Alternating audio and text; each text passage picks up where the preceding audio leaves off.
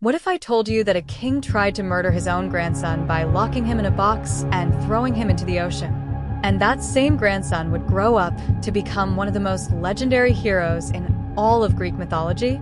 This is the story of Perseus, and trust me, it's way more brutal than you think. King Perseus ruled over Argos, one of the most powerful cities in ancient Greece. But despite all his wealth and power, the man was absolutely miserable. Why? Because he didn't have a son. No male heir meant his entire legacy was at risk. So, like any desperate ancient Greek king, he traveled to the Oracle of Delphi, hoping for some good news. Instead, he got the worst news possible. The Oracle told him straight up, "You'll never have a son. And no matter where you run or hide, your grandson is going to kill you." Now, Perseus only had one daughter, Danae. So, what does this paranoid king do? He locks her up in a bronze tower, thinking if she never meets a man, she'll never have a child, and the prophecy can't come true. Smart, right? Wrong. Here's where things get weird. Zeus, the king of the gods himself, heard Danae's prayers from her prison. He fell in love with her and decided to pay her a visit. But there was one problem. How do you get past locked doors and guards? Zeus had a solution. He transformed himself into golden rain and slipped through the cracks in the tower's roof. Yeah, you heard that right. Golden rain. 9 months later, Danae gave birth to a baby boy. She named him Perseus. When Perseus found out his daughter had a son, he completely lost it. He suspected his own brother Proteus of sneaking in and getting Danae pregnant, all to steal the throne. But he couldn't just kill them outright. The gods would punish him for murdering his own family. So he came up with what he thought was a clever loophole. He stuffed both Danae and baby Perseus into a wooden chest and had them thrown into the ocean. "I'm not killing them," he probably told himself. "If they die at sea, that's just fate." But Zeus wasn't about to let his son drown. He asked Poseidon to guide the chests safely to shore. The waves carried them to the island of Seriphos, where a kind fisherman named Dictys found them washed up on the beach. Dictys took them in, raised Perseus as his own son, and gave them a peaceful life away from all the royal drama. Perseus grew up strong, brave, and completely unaware of his royal bloodline or the dark prophecy hanging over his head years past. Perseus became a young man, respected in his community. One day, Dictys brought him to a celebration at the palace of King Polydectes. The king immediately noticed Danae and became obsessed with her. But there was one problem. Her overprotective son Perseus was always by her side. During the feast, guests started presenting gifts to the king. Expensive horses, jewels, all sorts of treasures.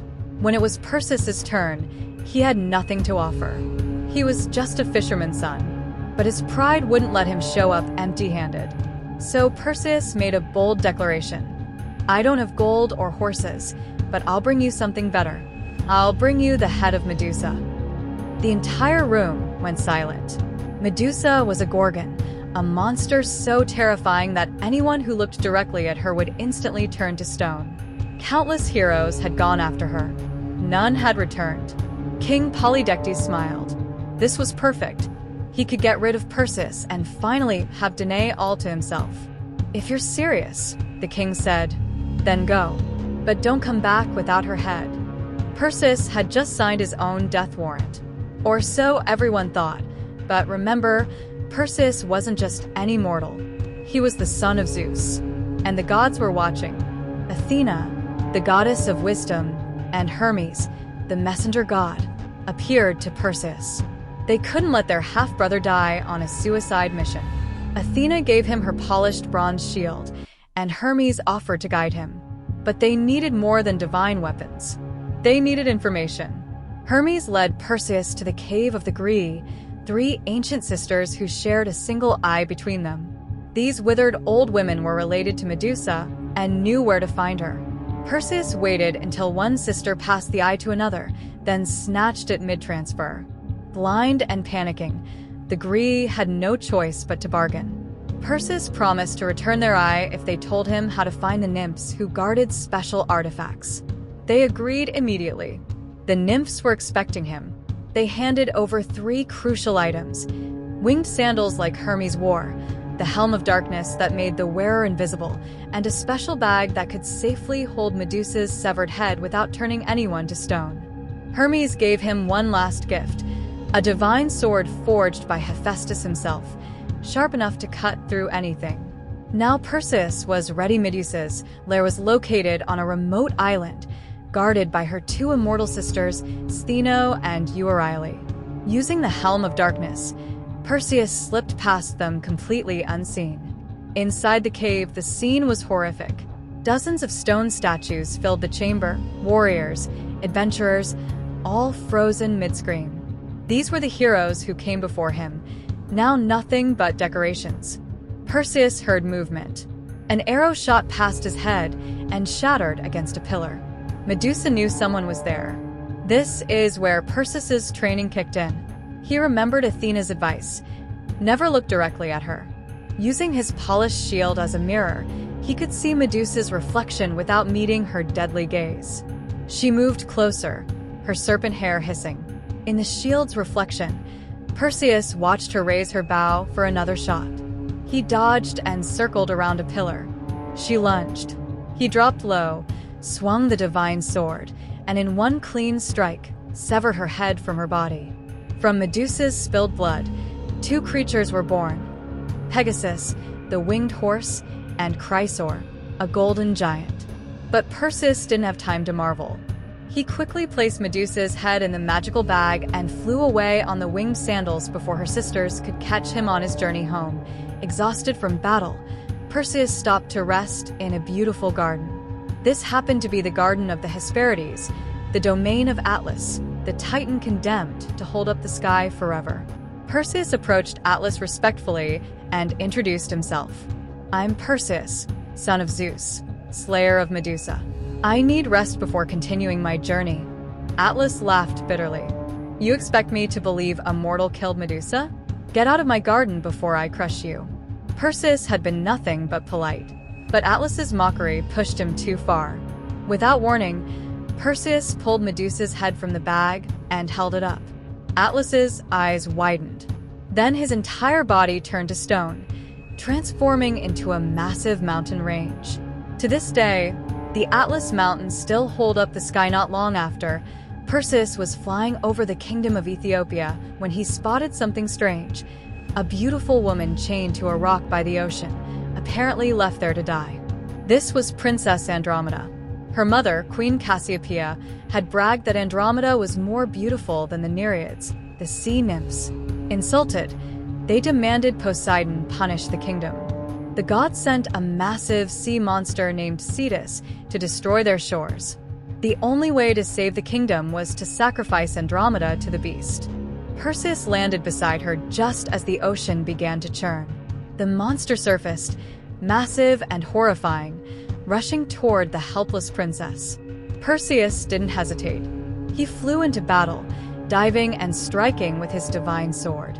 The creature thrashed, flooding the air with blood and seawater.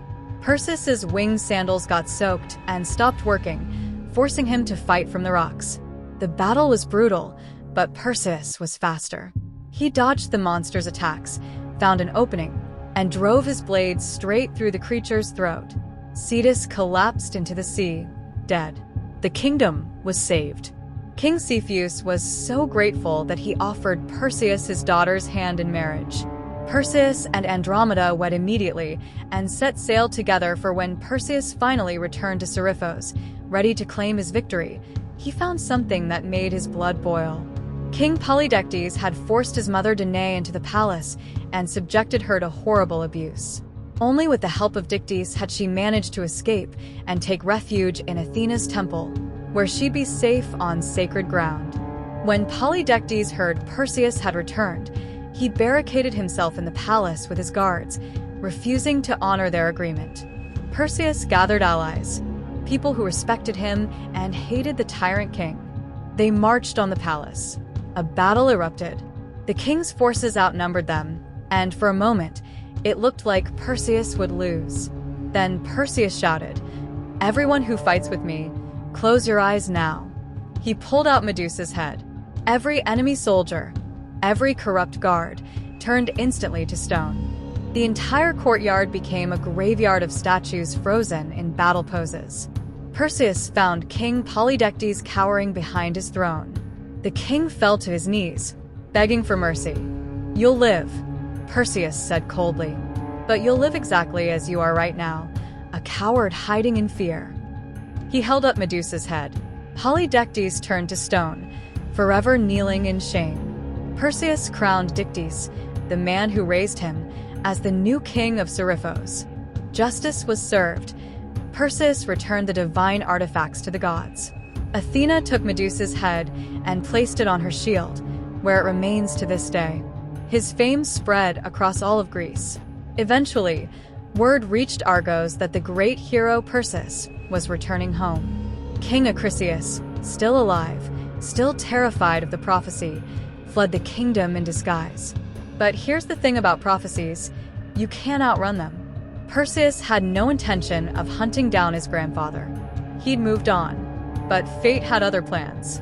Perseus was invited to compete in athletic games honoring the gods. During the discus throwing competition, Perseus made his throw. The discus curved unexpectedly through the air, sailed into the crowd, and struck an elderly spectator in the head. That old man was Acrisius. The prophecy had come true. The grandson had killed the grandfather, just as the oracle predicted decades earlier. But there was no malice, no revenge, just the unstoppable will of fate. Perseus went on to found the legendary city of Mycenae and started a bloodline of heroes. His descendants would include the greatest hero of all time, Hercules himself. And that's the story of Perseus, a hero who started life thrown into the ocean in a box and ended it as one of the most legendary figures in all of mythology. Sometimes the people who try to destroy you only